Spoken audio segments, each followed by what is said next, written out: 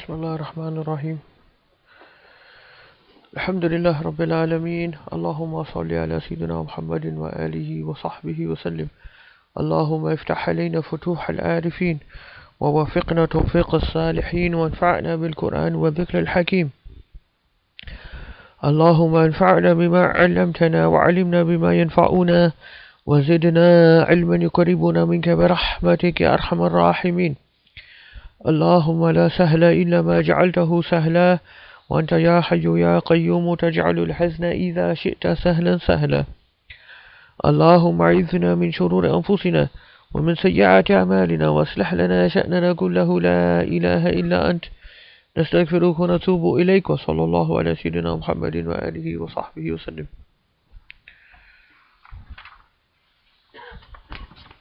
وبعد فقال الإمام الرازي رحمه الله ونفعنا به وبكم.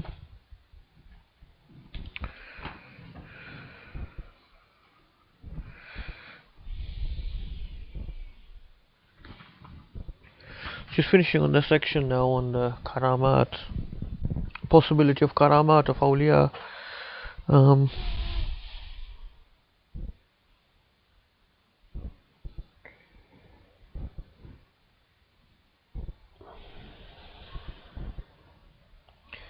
So I think last time we got up to the place where he was saying what's the difference between karamat and istidraj.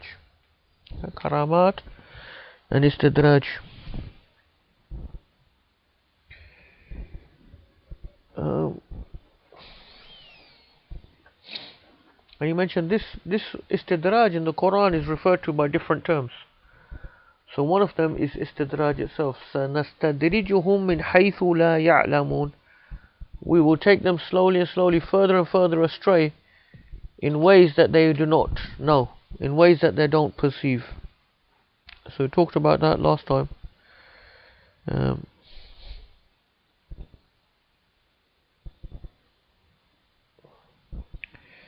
The second term that is used in the Quran for istidraj is called al-makar.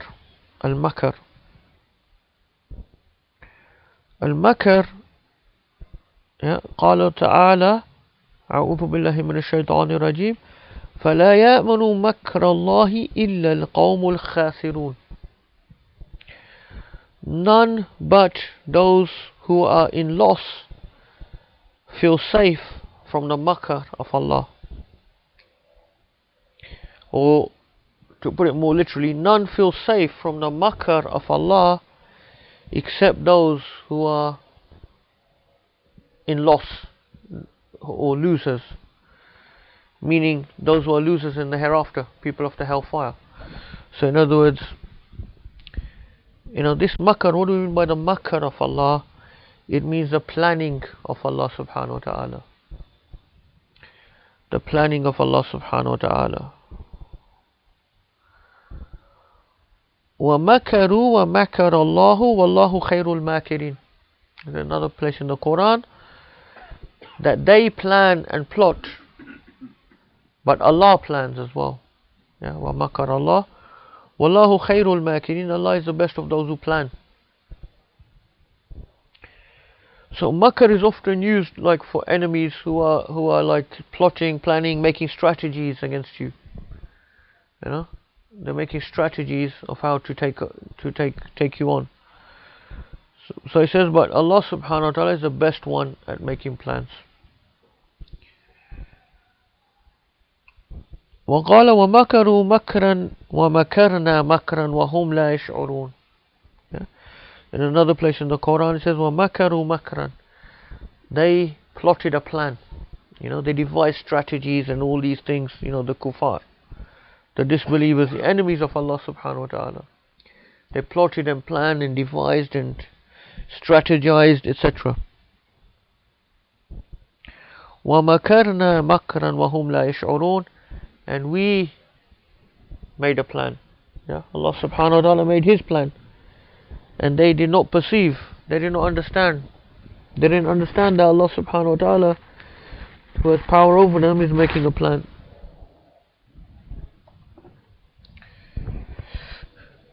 So, an interesting point here as well, which some ulama have made, like Habib Umar, it mentioned in one of his books that wherever you find in the Quran which talks about the makar of the disbelievers, the plotting and strategies of the disbelievers, it never responds with telling the believers to make strategies against them. Yeah? It doesn't respond by telling us to start plotting and planning. Yeah? What the Quran tells us to do is have taqwa, have sabr, have taqwa of Allah subhanahu wa ta'ala, and then Allah subhanahu wa ta'ala plots and plans for you. The victory of Allah subhanahu wa ta'ala comes when the Muslims fulfill the asbab, the means, the causes that lead to victory from Allah subhanahu wa ta'ala. And from those causes is not having elaborate strategies. That's not from the causes. And that's not to say that we don't strategize and we don't plan.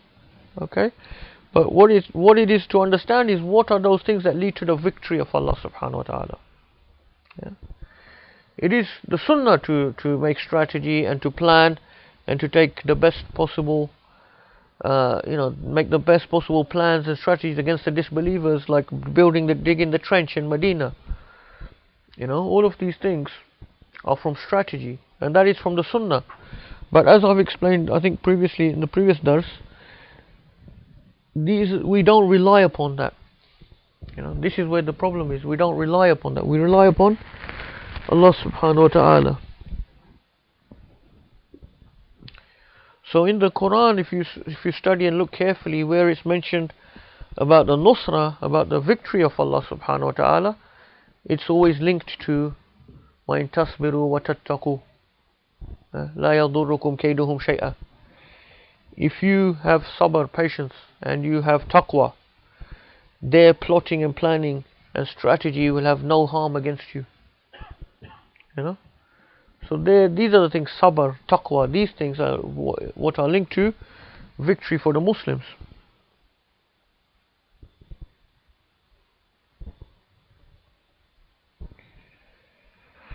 So this planning of Allah subhanahu wa ta'ala, what he's trying to say is,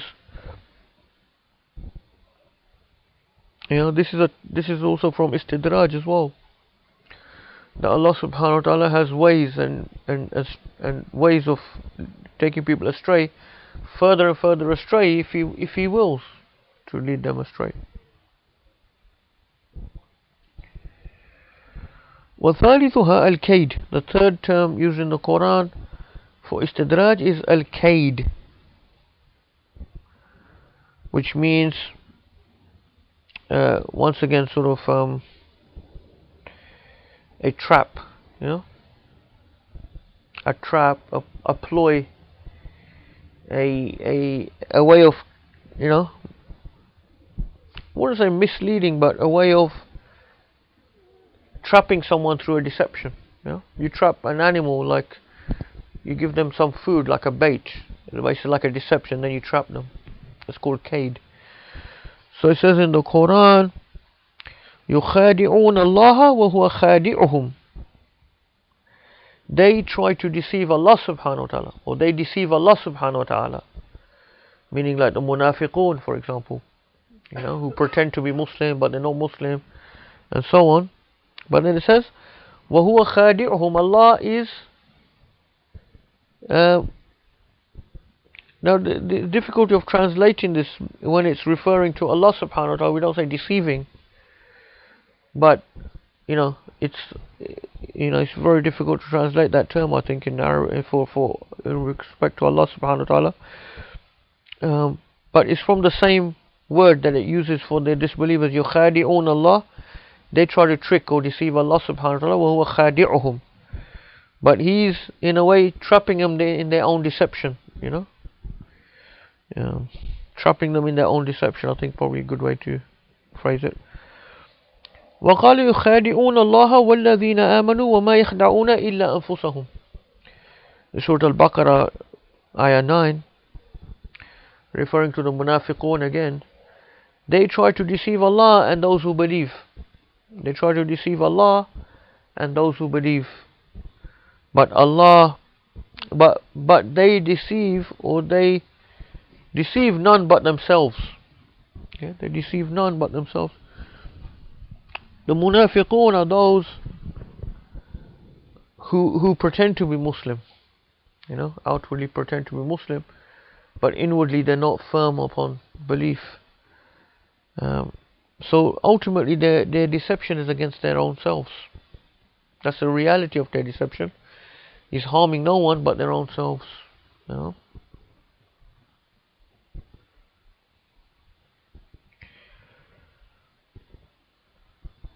So the munafiqun, normally they come about more when Muslims have victory. In times like we live in, there's less munafiqun amongst Muslims, in the sense of practicing Muslims, or people who are sticking to their deen. There's much less likely to be munafiq, because a munafiq comes about when Islam is given victory and there's a material benefit to be amongst the Muslims. There's a benefit to be counted amongst the Muslim Ummah, a material benefit. Then this is when you find munafiqun coming about. So it's not really a feature of our time and our place, because now it's a negative. It's counted from a material perspective, from a dunyawi perspective. It's normally going to be quite negative if you're coming as a practicing Muslim. Someone who's sticking to their deen.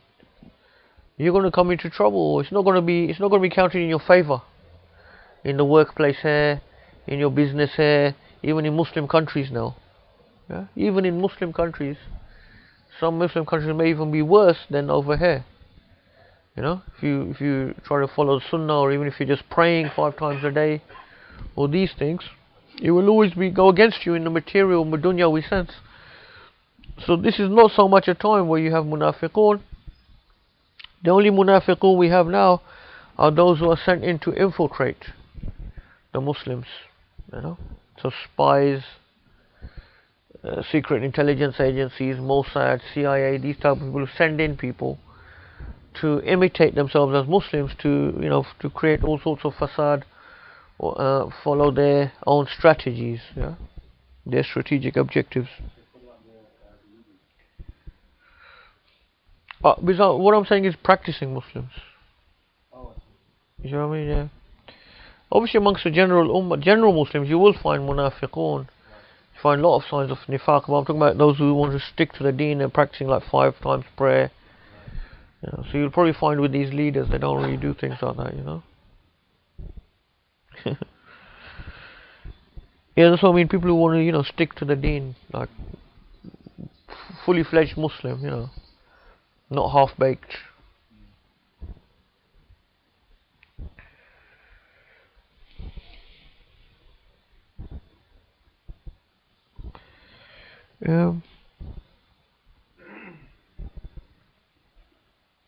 So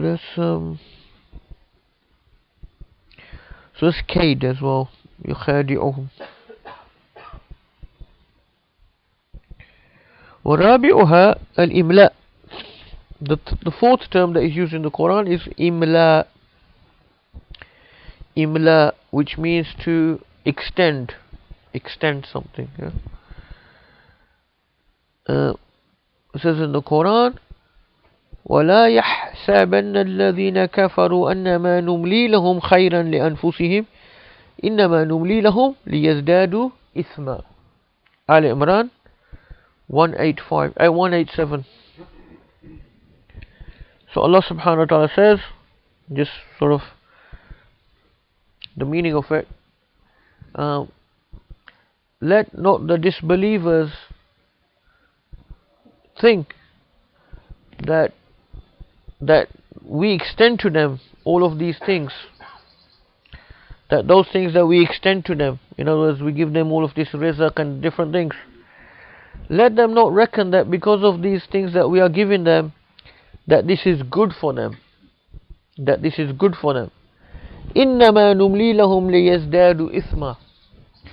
We only extend all these things to them so that they may increase in sin. Yeah?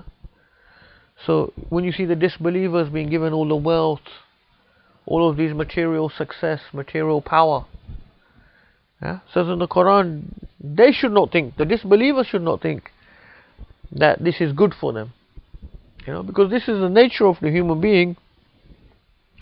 The disbelievers and the people of weak iman, they believe that when they're given material things, that this means things are good. I'm a good, or I'm being favored, God is favoring me, and all of these things. Yeah, but that's like a very weak understanding of reality, because that's not how things work. And that's what Imam Al-Razi is explaining here. There's many a time people are given material goods, material success, high money, high jobs, high business, all these things.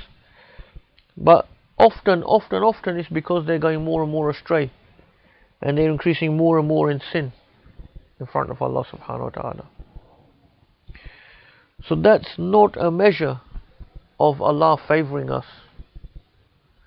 It's not a measure of Allah favoring us. Is a short answer. And so once again, this ayah once again, illustrates that. إِنَّمَا نُمْلِي لَهُمْ لِيَزْدَادُوا إِثْمًا. We're just giving them all of this more and more, so that they can increase more and more in their sin, and more we're being further and further away from Allah subhanahu wa ta'ala. So this is the fourth term for istidraj, imla. وَخَامِسُهَا, the fifth term, he says in the Quran, on the same similar meaning, is al-ihlak. Ihlak. So ihlak means literally destruction.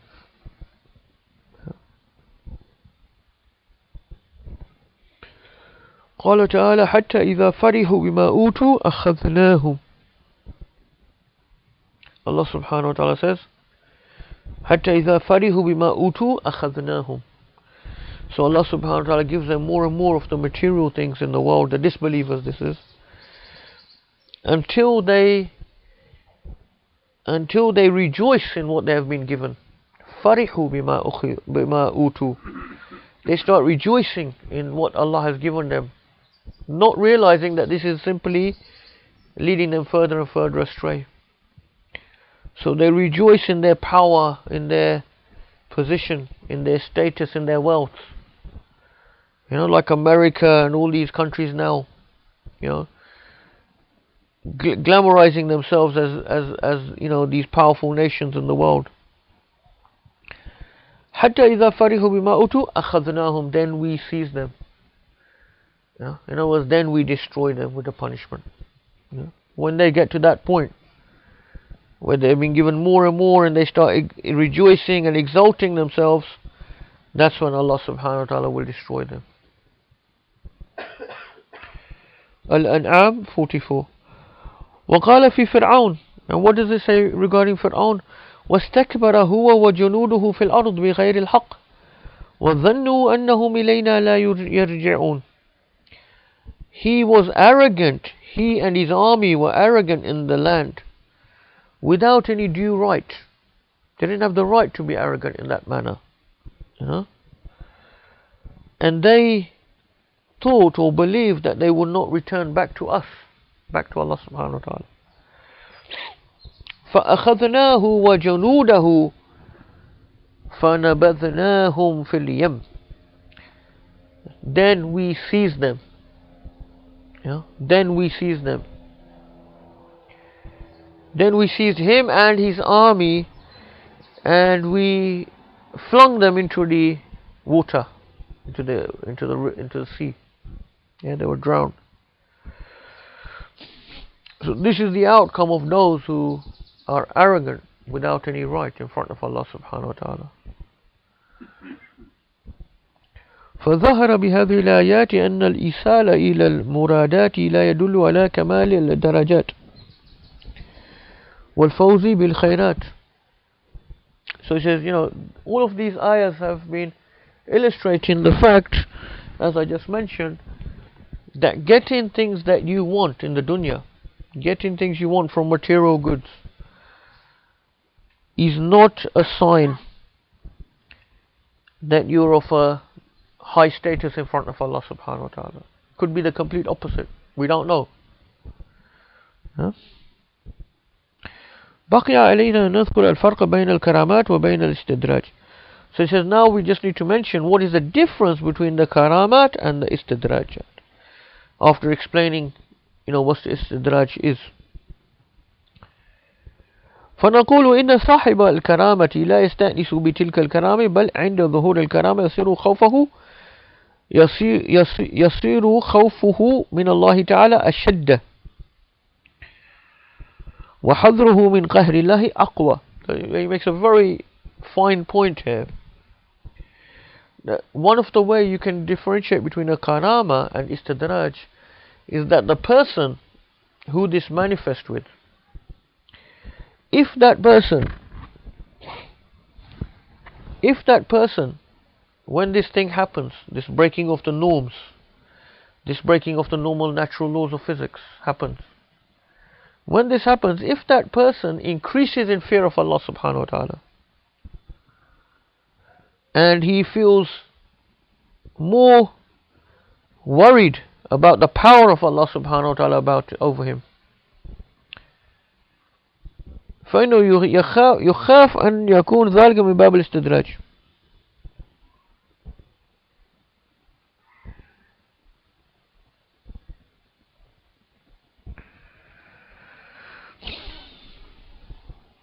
And he fears that the thing that has happened to him is istidraj, then this is karama. You see what I mean? The person it happens to, if he increases him in fear of Allah subhanahu wa ta'ala, and actually he's scared that what if this is istidraj? What if Allah subhanahu wa ta'ala is leading me astray? Then that's a sign that's actually a karama. Yeah? Because why? Because he doesn't feel safe from the plan of Allah subhanahu wa ta'ala. He doesn't feel safe from the makr of Allah subhanahu wa ta'ala. Yeah? And if the person it happens to, he feels safe and he feels happy with the karamat, the things that are happening, and he doesn't increase him in fear of Allah subhanahu wa ta'ala, this is a sign that it's actually istidraj. You see what I mean? Because now he feels, he's someone who thinks, I'm a wali, all these karamat are happening, he's not increasing his fear of Allah, he's not worried about what if this is istidraj. You see what I mean? A very, nice point that Imam Ar-Razi has brought here. Quite a fine, subtle point. وأما صاحب الاستدراج فإنه يستأنس بذلك الذي يظهر عليه ويظن أنه إنما وجد تلك الكرامة لأنه كان مستحقا لها. He said, as for the person who is actually istidraj happening to him, he is the one who feels he's enjoying, he's not feeling frightened by it, he's feeling more enjoyment, and he thinks that he deserves for these type of karamat to happen to him. Yeah, he thinks that he deserves it.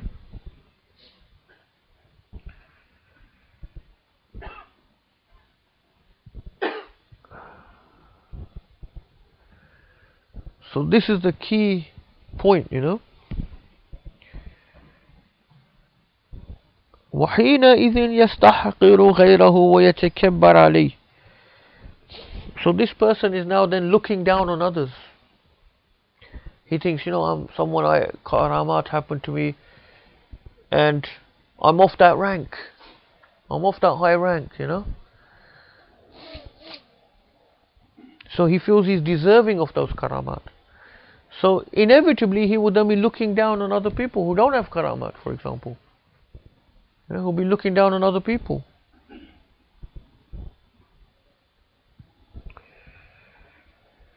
وَيَتَكَبَّرْ عَلَيْهِ, and he will have this takabbur will come inside him. So the very essence and meaning of takabbur is to think that you're something big, you're something great. It's from kabir, kabura, to be big, something which is big. So takabbara means you believe you're something big, you believe you're something important. And this causes you to look down upon others. And that's the meaning of takabbur. To look down upon others. وَيَحْصُلُ لَهُ أَمْنٌ مِّن مَكْرِ اللَّهِ وَعِقَابِهِ. So he's feeling safe from the plan of Allah subhanahu wa ta'ala in that sense. He's feeling like, yeah, I've arrived, I'm at a high level. You see what I mean?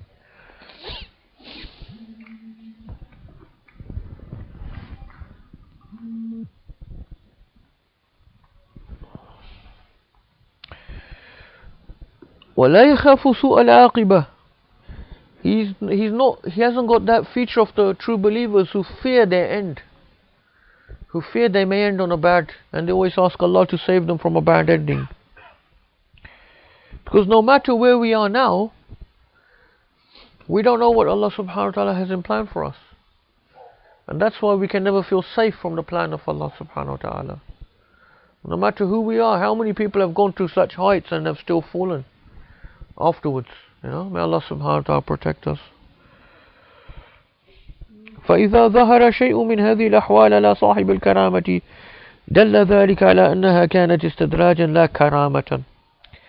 So if you see the person is in this state that is just described, feeling safe and happy and feeling that he deserves these karamat, all these things, not increasing him in fear of Allah subhanahu wa ta'ala, not being in fear that this is istidraj, then this is a sign that this is istidraj for him and not a karama.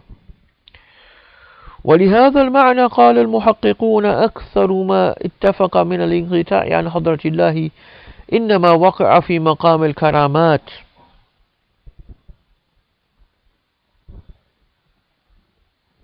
Subhanallah. He says, the muhaqqiq is a scholar who is of a very high level. It's often used, this term, by our scholars or in the books. Muhaqqiq means someone who was really special. From all of the ulama, they have, we get benefit from them, but those who are really like piercing to the mark, the muhaqqiq. Like from the Hanafis, we have al-muhaqqiq, al-Kamal ibn Humam, who wrote the book Fath al-Qadir, the commentary on the Hidayah. He's known as al-muhaqqiq, al-Kamal ibn al-Humam. So, certain ulama that really stand out, that had a real piercing, Allah subhanahu wa ta'ala gave him that piercing insight to get to the core of matters. So here he says, قال المحققون, that those people of piercing insight, they have said that the most frequent way that people are cut off from the presence of Allah subhanahu wa ta'ala is through karamat. Through these type of things manifesting. This is a way where many people can go astray, in other words. I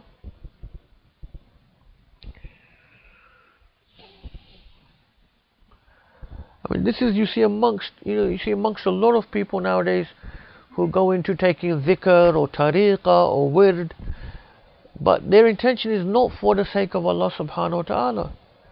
It becomes somehow mixed with, they want to get darajat, they want to get to different maqamat, or they want to have different experiences, or they want, these type of things are actually veils from an intention for the sake of Allah subhanahu wa ta'ala. They're actually veils, because then your intention is not for the sake of Allah subhanahu wa ta'ala. Your intention is because you want to experience certain things, you want to see things, you want to have spiritual experiences, you want to have fana, baqa, all these things, So maybe Allah subhanahu wa ta'ala will give you those things, and then you will just be left in those things, and you'll probably be enjoying those things, but then maybe you won't go to that next stage, which is actually that you make your intention solely for the sake of Allah subhanahu wa ta'ala. Like the Prophet sallallahu alaihi wasallam, when he went on the Mi'raj, ma zagha al-basar, ma zagha al-basar, his sight did not swerve. Because when he was taken on the Mi'raj through the 7 heavens, the Prophet sallallahu alaihi wasallam was shown everything. If you read the accounts of the Mi'raj, the different things he was shown in the 7 heavens, we don't know everything. We only know some of those things that he told, He's shown all the malakut, all of the creations, the 7 heavens. Think about that, And yet he was directly focused on Allah subhanahu wa ta'ala. Ma zagha al-basar. He didn't deviate him.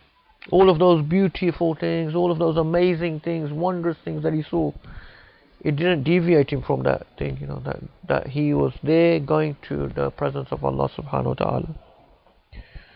So that's like, signs, or it's like a sign for us, that these things are merely distractions.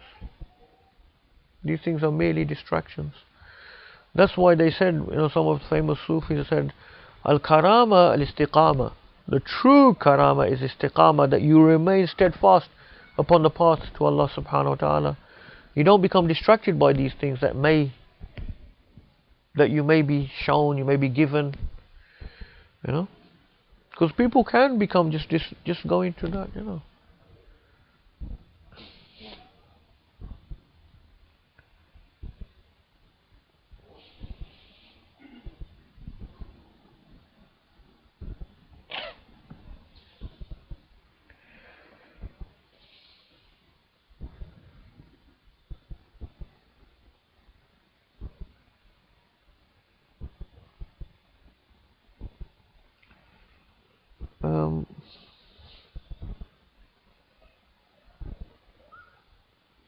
So that's why he said, this is one of the main ways people can actually get away from the presence of Allah subhanahu wa ta'ala is through karamat. They start having karamat happening, they start sort of rejoicing in that, and that will then distract them away from the ultimate aim, which is the presence of Allah subhanahu wa ta'ala.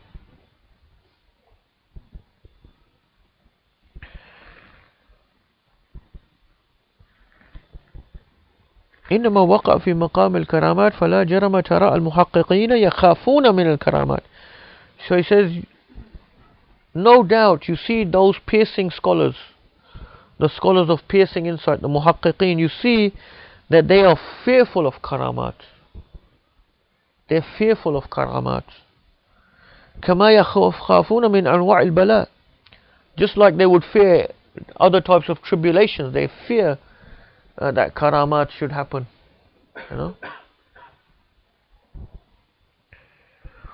والذي يدل على أن الاستئناس بالكرامة قاطع عن الطريق وجوه.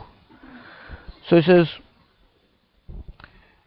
just to expand further, why do we say that someone who is isti'nas bil karama, meaning someone who's sort of comfortable and enjoying the karamat that are happening to him, why is this a sign that this is actually something that is cutting him off from his spiritual progress? He says we can expand this further by several explanations.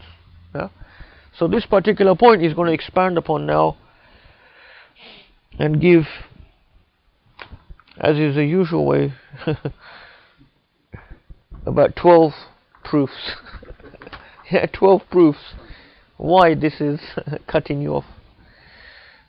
Because someone might object to his point, Someone might say, no, this is no sign that, just because someone feels comfortable that they're on that, they believe that they're on that rank of, why should this be considered a bad sign, So he's going to give 12 proofs why this is something that is actually cutting the person away from progress.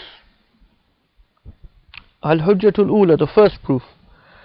أن هذا الغرور إنما يحصل إذا اعتقد الرجل أنه مستحق لهذه الكرامة.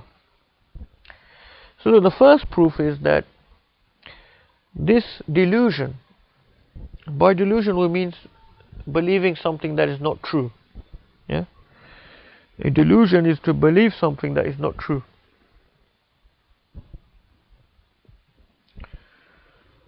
That's actually the sort of medical, because I use medical terminology. I've forgotten what the normal meaning of delusion is, but I think it's similar. It's like deluded,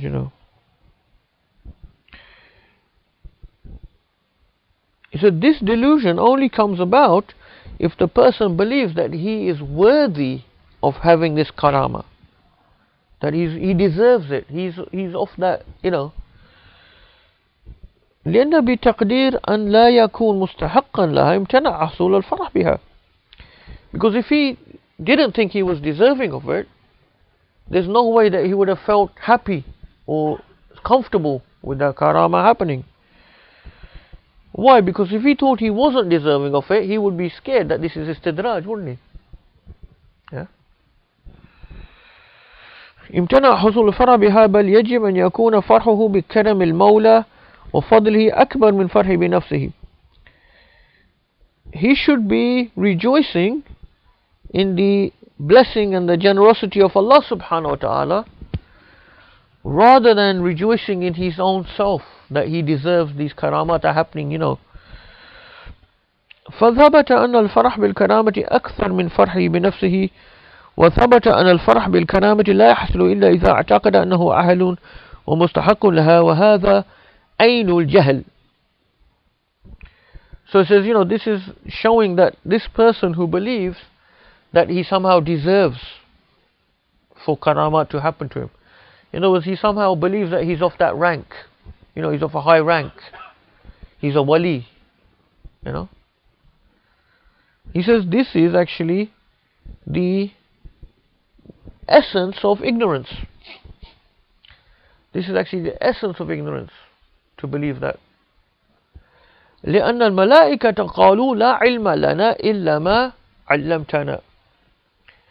Because the malaika said to Allah, "O Allah, we have no knowledge except that what you have taught us." We have no knowledge except what you have taught us. In other words, always to know that anything that you have is only what Allah subhanahu wa ta'ala has given you. There's nothing that you deserved from yourself. وقال تعالى وما قدر الله حق قدره. And they have not really understood Allah subhanahu wa ta'ala, his true power, his true qadar, وأيضا قد ثبت بالبرهان اليقيني أنه لا حق لأحد من الخلق على الحق فكيف يحصل ظن الاستحقاق. So secondly, it's known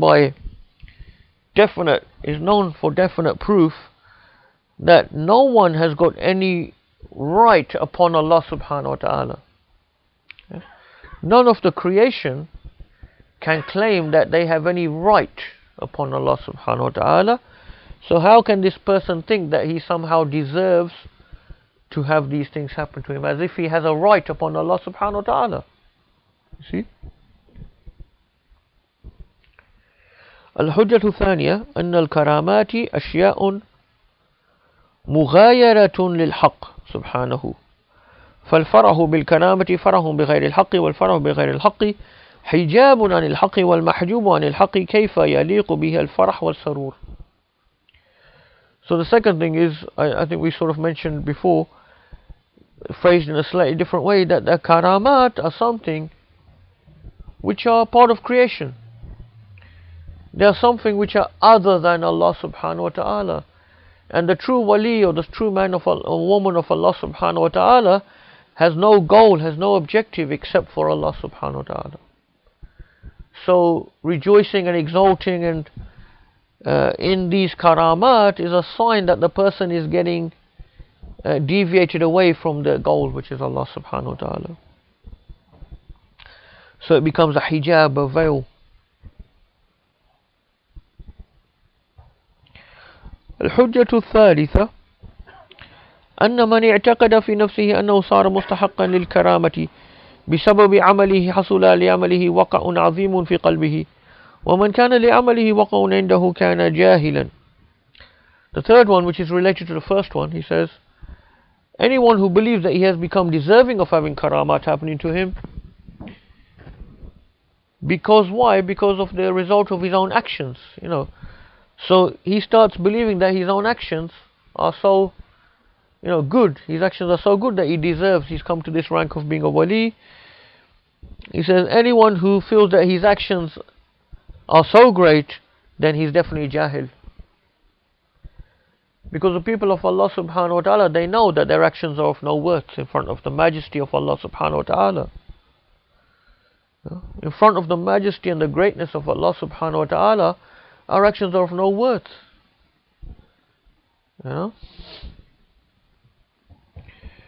Especially since they're full of shirk, full of riyah, full of takabbur. You see what I mean? That's why 2 rak'ats prayed by the Prophet ﷺ was better than all of the worship of all of the rest of creation put together. Because of that ikhlas and sincerity that was there, the pureness of that prayer that he prayed. All of our worships are just polluted. They're not really worthy of being put in front of Allah subhanahu wa ta'ala. It's like the man, there's a story that was I heard once from Shaykh Nazim.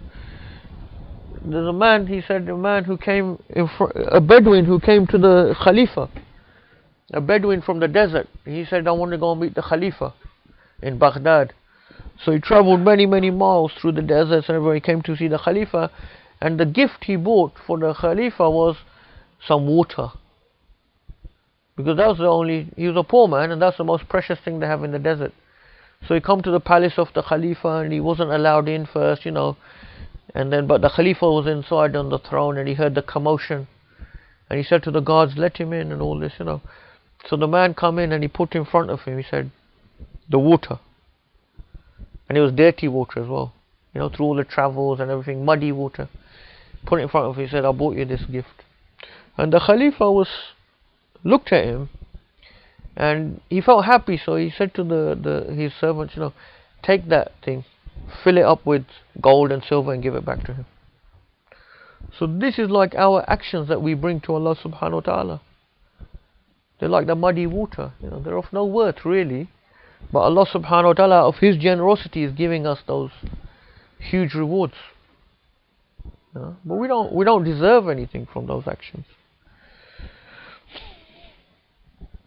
So this is the point he's making. If someone thinks that his own actions are so great, that he's become deserving of having karamat, this is a sign that he's ignorant. He doesn't realize the true value of his actions. ولو عرف ربه لعلم أنه كل تعات الخلق في جنب جلال الله تقصير. If he really knew Allah subhanahu wa ta'ala, he had the ma'rifah, the gnosis, the knowledge of Allah subhanahu wa ta'ala, he would have known that all of the obedience of all of creation compared to the greatness and the majesty of Allah subhanahu wa ta'ala is so deficient. وكل شكرهم في جنب آلائه ونعمائه قصور. And imagine, that little thing that we think that we do for the sake of Allah subhanahu wa ta'ala, compared to the amount of blessings and bounties He's put upon us. Is nothing, is not even shukr for one tiny blessing He's given us. All of these huge blessings, the eyesight, the hearing, the taste, the smell. Once I had a patient who had lost his sense of smell through having a car accident. He banged his head or something, and he lost his sense of smell. He could not enjoy his food. Because you can't taste anything. If you don't have a sense of smell, your taste goes as well. And he was so depressed. He was properly depressed. He's like, you just can't taste. We don't think of that blessing of just taste of food, All of these things are priceless, like one of the Shaykh al-Yaqubi was saying in one of his talks. How many people here would give up their eyesight for £1 million? Or £10 million? Or £100 million? No one would, because that blessing is just so priceless. Beyond any price you can put on it. So we don't think about these. These are the blessings, the bounties, the gifts that Allah subhanahu wa ta'ala has given us. All of our actions are not even thanking Him for one of these things.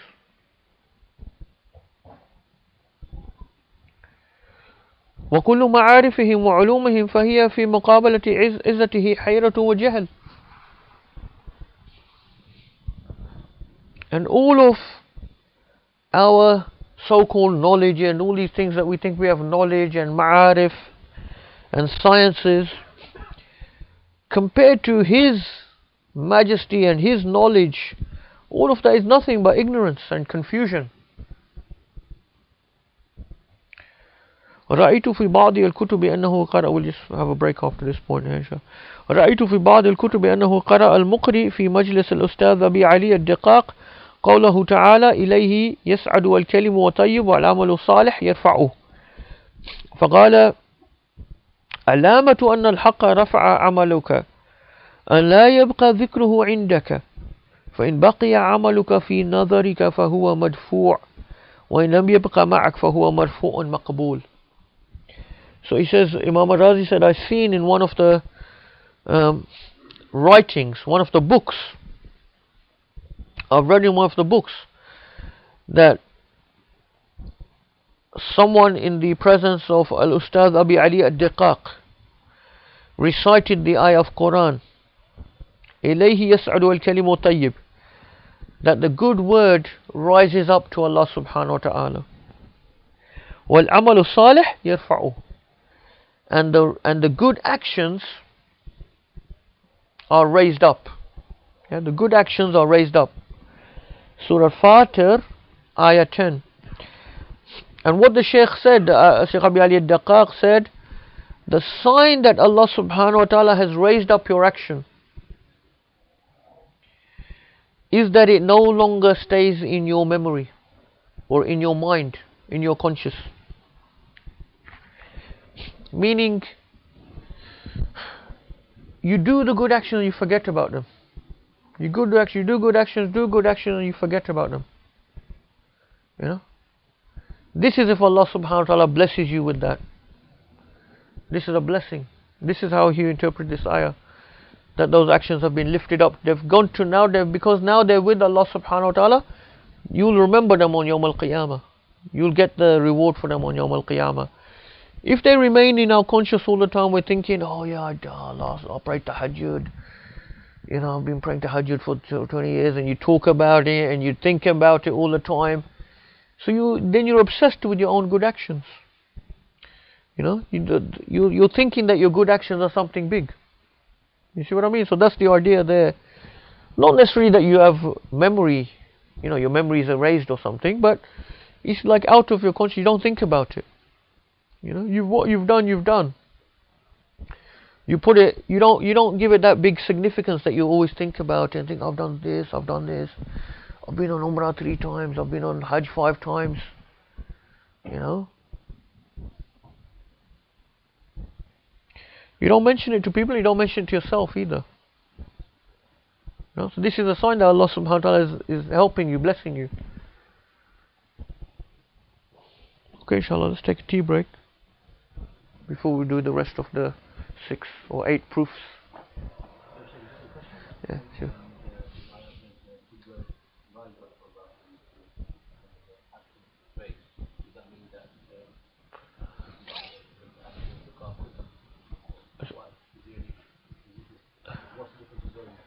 Yeah, Allah alam. I mean, we could probably look at the tafsir of that. I'm not aware of any particular myself. What's the significance of that? But inshallah, if you want, if we have time, we can look that up at some stage. It's from Surah Fatir, so. إِلَيْهِ يَسْعَدُ الْكَلِمَ الطَّيِّبُ, the good word rises up to him. وَالْعَمَلُ الصَّالِحُ يَرْفَعُهُ.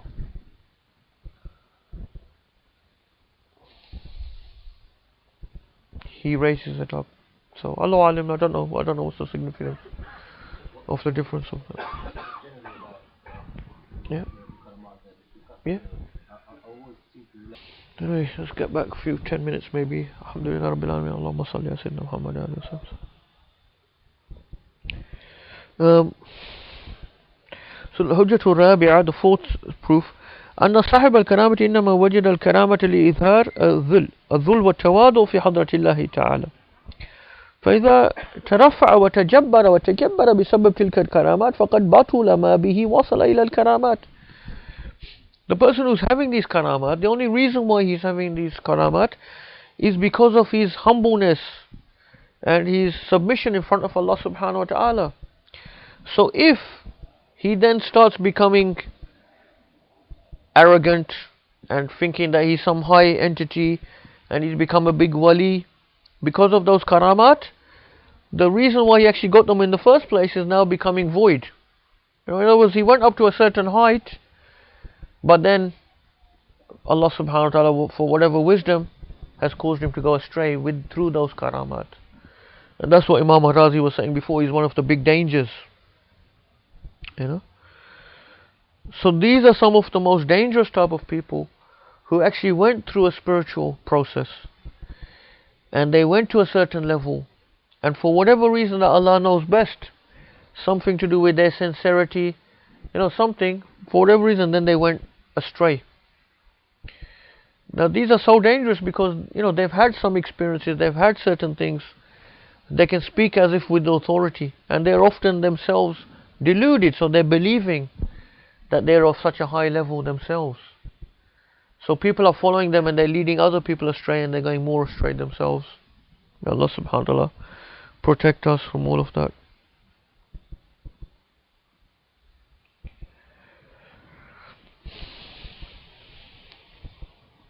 فهذا طريق ثبوته يؤديه إلى عدمه. So this is a way where getting the thing, but then you lose both, or you lose the thing that took you to get that thing. فكان مردودا ولهذا المعنى لما ذكر النبي صلى الله عليه وسلم مناقب نفسه وفضائلها كان يقول في آخر كل واحد منها ولا فخر.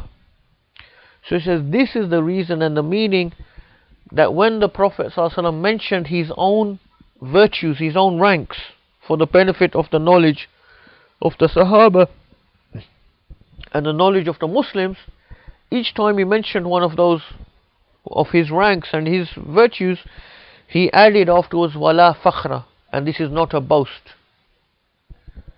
This is why he added that, to clarify. He wasn't becoming deluded like some of these people can become. That now I've become a great person, I've become a this or I've become that. Each time he would say, I am the chief of all of Bani Adam, wala fakhra. This is not a boast. This is not something that is making me arrogant.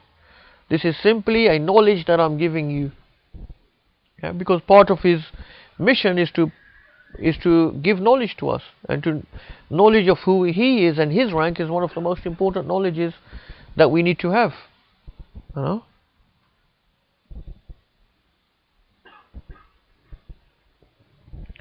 يعني لا أفتخر بهذه الكرامات. So in other words, he was saying, I don't feel boastful and great because of these karamat that Allah has given me, these ranks and these virtues.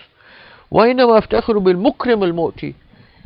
The thing that I feel great and proud about is the one who's given me these blessings and given me these ranks. So I rejoice in him, the one who gives these things. I don't rejoice in the thing themselves or in myself.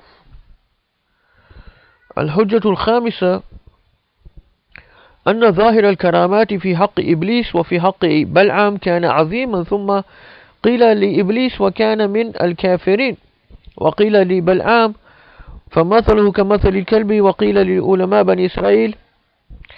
So he says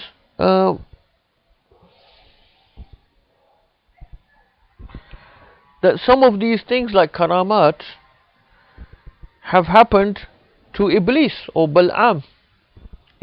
Bal'am, remember we mentioned before, I don't know the story of him, but obviously unrighteous or disbelieving people, that certain things have happened to Iblis before he became turned away from Allah subhanahu wa ta'ala. He was from the highest level of he was of the leader of the jinn, and some say that's why he was amongst the malaika at that time, because of his very high rank, because he was from the jinn. But when Allah subhanahu wa ta'ala said bow to Adam, he was amongst the malaika, wasn't he? And he didn't bow, and they said that's why he was amongst the malaika, because of his very, very high rank in front of Allah subhanahu wa ta'ala. He was one of the greatest worshippers of Allah subhanahu wa ta'ala, one of those that was close to Allah subhanahu wa ta'ala. So he's saying, look what happened to him, from there to where he went. Why? Because of, once again, that takabbur, that feeling he had that I'm something great. Yeah? I'm something great, I shouldn't bow to this creature. Uh-huh.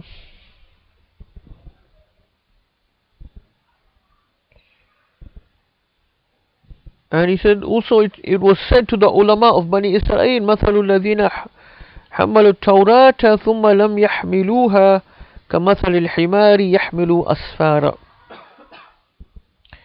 He said in the Quran regarding the ulama of Bani Israel, the similitude of those who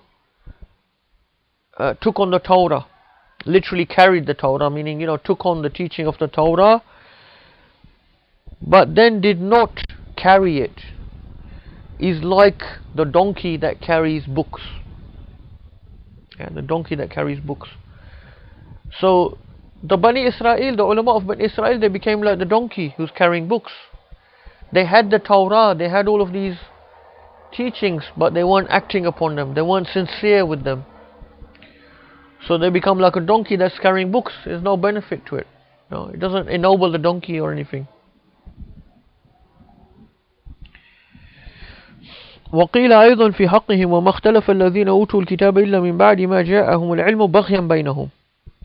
It's also said regarding Bani Israel, those who were given the book did not differ amongst themselves. They did not differ amongst themselves except until after knowledge had come to them. So in other words, first they got the knowledge and they were given guidance and all of these things, but then after that they started ikhtilaf, fighting, sects, and they went astray. Look at Bani Israel now, they cursed amongst the people of the nations when they were at one time a chosen people. يا بني إسرائيل اذكروا نعمتي التي أنعمت عليكم وأني فضلتكم على العالمين. Oh Bani Israel, remember the blessing that I gave you, Allah subhanahu wa ta'ala said in the Quran, and that I favored you amongst all the nations, amongst all the rest of creation. I favored you, فضلتكم. And look at them now, the worst, lowest people, cursed in all different directions. So these are all signs, he's saying, that how people can go up, but then they can't come down.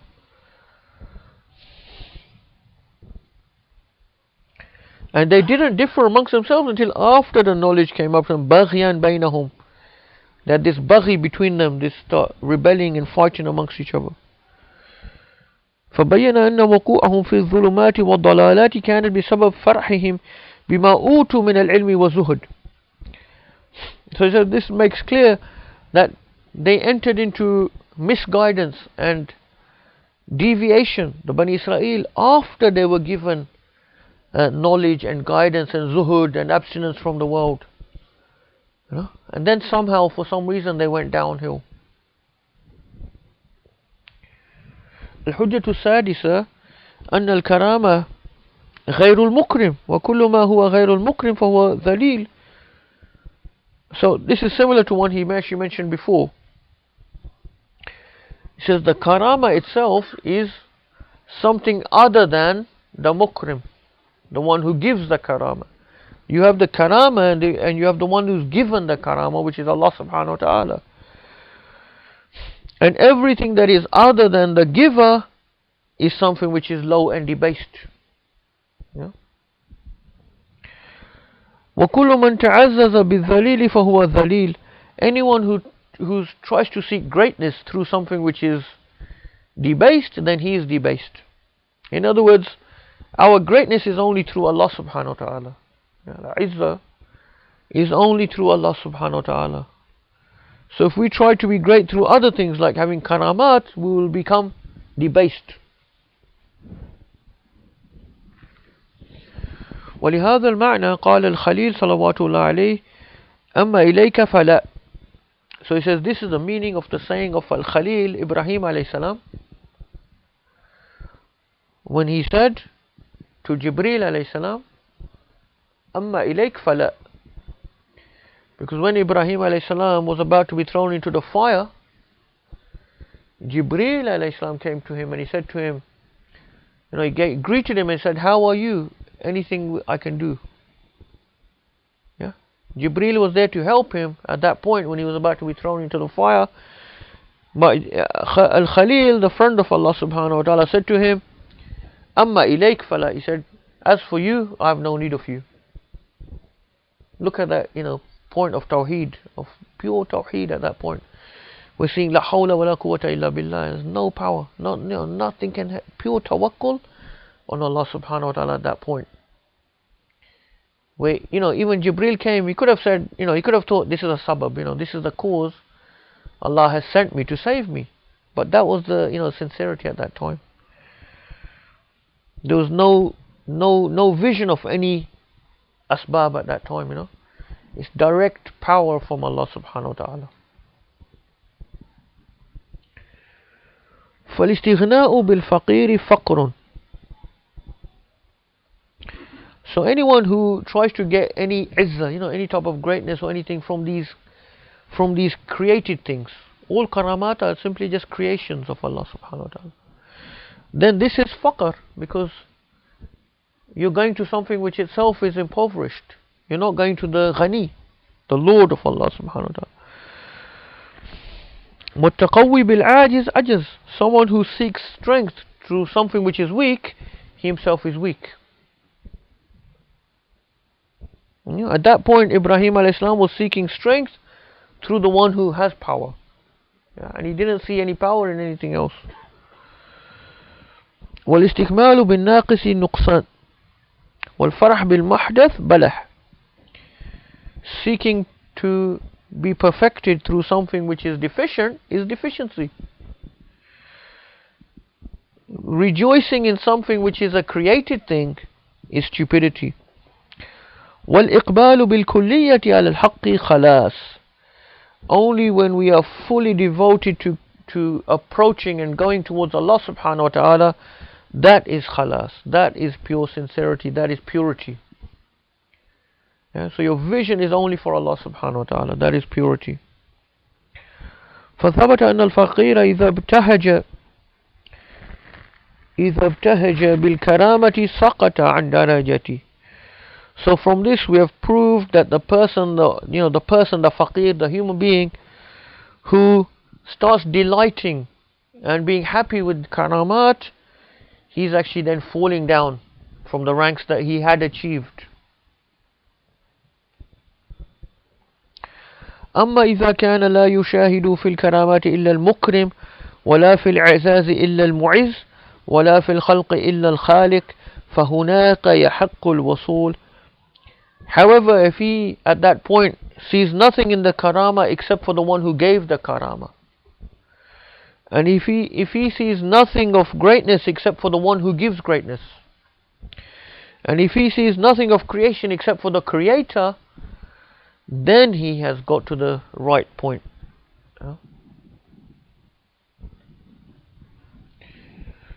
Inshallah, I'm just thinking, I think we'll have to leave it there again today, inshallah.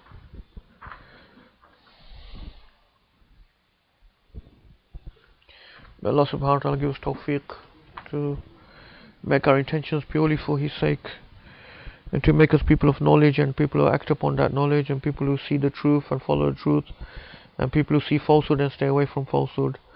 Jazallahu anna Sayyidina Muhammad sallallahu alayhi wa sallam ma huwa ahlu. Jazallahu anna Sayyidina Muhammad sallallahu alayhi wa sallam ma huwa ahlu. Jazallahu anna Sayyidina Muhammad sallallahu alayhi wa sallam ma huwa ahlu. Subhana rabbika rabbil izzati amma yasifun wa salamun ala al-mursalin. Alhamdulillahi rabbil alamin.